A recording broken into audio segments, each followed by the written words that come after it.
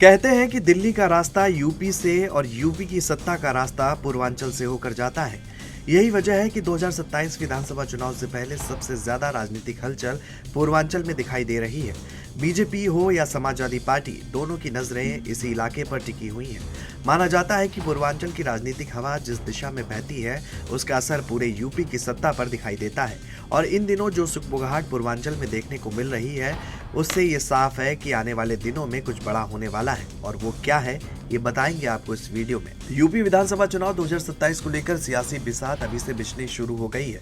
एक तरफ बीजेपी अपने पुराने मजबूत वोट बैंक को बचाने और बढ़ाने में जुटी है, तो दूसरी तरफ समाजवादी पार्टी पीडीए यानी पिछड़ा, दलित और अल्पसंख्यक फॉर्मूले के जरिए नया समीकरण तैयार कर रही है। 2024 लोकसभा चुनाव के बाद से सपा का आत्मविश्वास बढ़ा है और अखिलेश यादव लगातार पूर्वांचल पर विशेष फोकस भी कर रहे हैं। पूर्वांचल की राजनीति में सबसे बड़ा असर गैर यादव ओबीसी वोट बैंक को माना जाता है। इसमें राजभर, निषाद, कुर्मी, मौर्य, चौहान, बिंद, शाक्य और अन्य पिछड़ी जातियां शामिल हैं। यही वर्ग है जिसने 2017 और 2022 में बीजेपी को बड़ी ताकत दी थी। बीजेपी ने गैर यादव ओबीसी वोटों के सहारे पूर्वांचल में मजबूत पकड़ बनाई और उसका फायदा सत्ता तक पहुंचने में मिला। इसी वजह से राजभर वोट बैंक को लेकर सबसे ज्यादा चर्चा है। पूर्वांचल में गाजीपुर, मऊ, बलिया, जौनपुर और आजमगढ़ जैसे जिलों में राजभर समाज का प्रभाव माना जाता है। 2022 विधानसभा चुनाव में ओम प्रकाश राजभर और अखिलेश यादव की जोड़ी ने बीजेपी को कई सीटों पर कड़ी टक्कर दी थी। लेकिन अब राजभर फिर से एनडीए के साथ हैं और यूपी सरकार में मंत्री भी हैं। जानकारों का मानना है कि ऐसे में सपा के सामने सबसे बड़ी चुनौती राजभर वोट बैंक में अपनी पकड़ बनाए रखने की है। और यही कारण है कि अखिलेश यादव ने सीमा राजभर को आगे बढ़ाकर बड़ा राजनीतिक संदेश दिया है। समाजवादी महिला सभा के अध्यक्ष बनाकर सपा ने संकेत दिया है कि वो राजभर समाज के बीच अपनी नई नेतृत्व टीम तैयार कर रही है। राजनीतिक जानकार इसे ओम प्रकाश राजभर की कार्ड के तौर पर भी देख रहे हैं।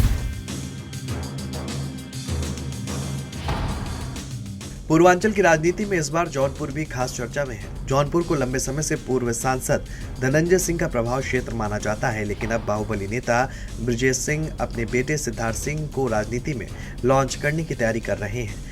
माना जा रहा है कि जिला पंचायत चुनाव के जरिए सिद्धार्थ सिंह की एंट्री कराई जा सकती है।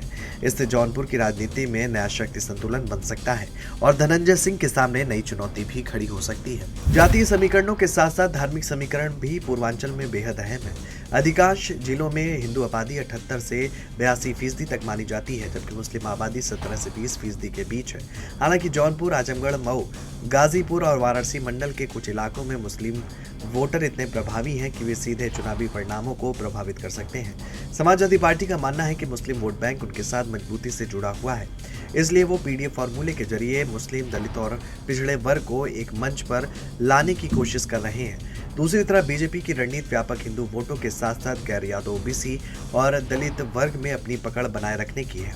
बीजेपी के साथ अपना दल और निषाद पार्टी जैसे सहयोगी दल भी जुड़े हैं, जबकि सपा भी छोटे जातीय आधार वाले दलों और समुदायों को साधने की कोशिश करती हुई नजर आ रही है। और यही कारण है कि पूर्वांचल की राजनीति सिर्फ हिंदू बनाम मुस्लिम नहीं, बल्कि ओबीसी बनाम ओबीसी सामाजिक समीकरणों की लड़ाई भी बन चुकी है। 2027 का चुनाव नजदीक आते आते ये मुकाबला और ज्यादा दिलचस्प होने वाला है। एक तरफ बीजेपी संगठन हिंदुत्व और गैर यादव ओबीसी समीकरण के भरोसे मैदान में है, तो दूसरी तरफ सपा पीडीए मॉडल के जरिए सत्ता तक पहुंचने का सपना देख रही है। अब सबसे बड़ा सवाल यही है कि पूर्वांचल का वोटर किस पर ज्यादा भरोसा करेगा। ये तो आने वाला वक्त बताएगा।